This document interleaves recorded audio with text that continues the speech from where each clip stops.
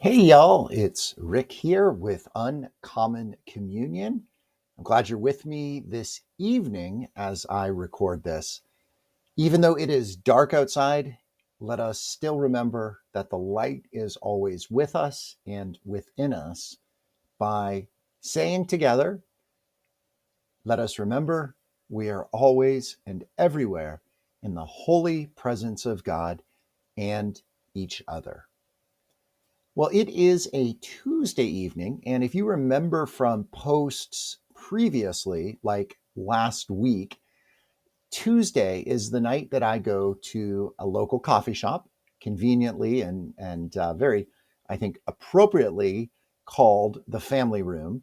And I meet with a small group of folks from the church I attend.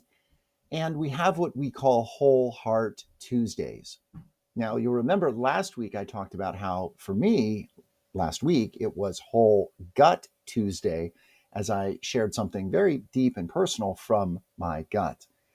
Well, tonight was a different experience, and I had the opportunity to facilitate the group. Now, the priest, Father Joe, who usually leads, was feeling still a little bit under the weather, been battling some sinus issues, and he reached out to me and asked if I could lead this. And I said, sure, and immediately reached for a wonderful book that resides on my shelf, Spiritual Literacy, Reading the Sacred in Everyday Life. And I will put a link to this in the notes for this presentation in case you are interested in picking up a copy yourself. Before that, though, I want to tease something I'm going to be doing at the end of this recording. And it has to do with this little thing right here. I'm going to put this up close to the camera. You can see it says, "You're wonderful."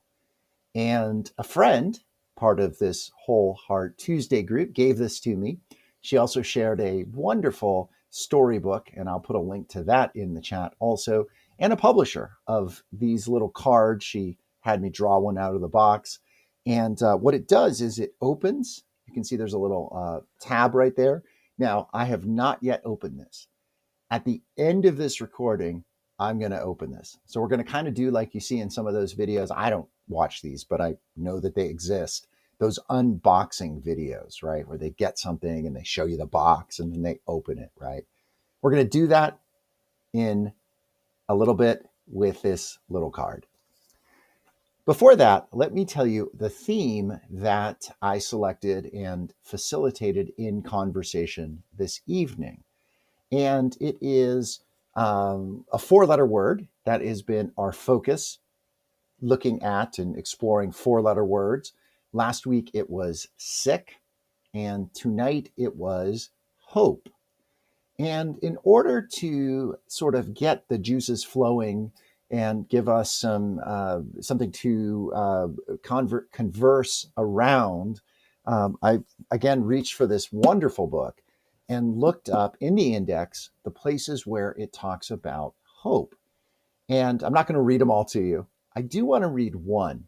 It's a very short little one, and it comes from a woman who is writing about something quite interesting. And I am going to put a link to this book if I can find the book in the notes as well, because I'm curious as to the source of where this comes from. Because I think as you hear it, hopefully you'll kind of be intrigued by it as well. So here is what she says, and the she being Linda Hogan. The title of where this comes from is listed as Dwellings. Seed. There are many beginnings. In Japan, I recall, there were wildflowers that grew in the far, cool region of mountains. The bricks of Hiroshima down below were formed of clay from these mountains, and so the walls of houses and shops held the dormant trumpet flower seeds.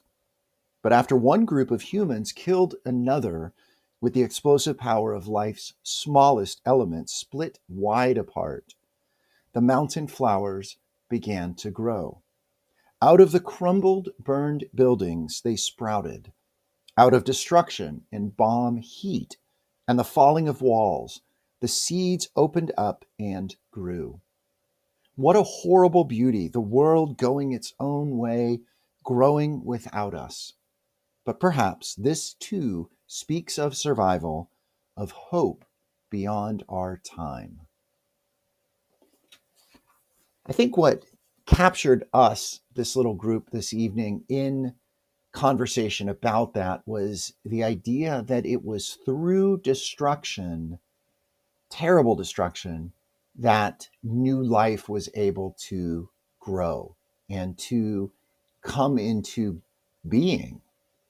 And I think what also struck us is the idea, the amazing idea, really, that the seeds that would grow into the wildflowers were already in the bricks. So they were in the clay natively.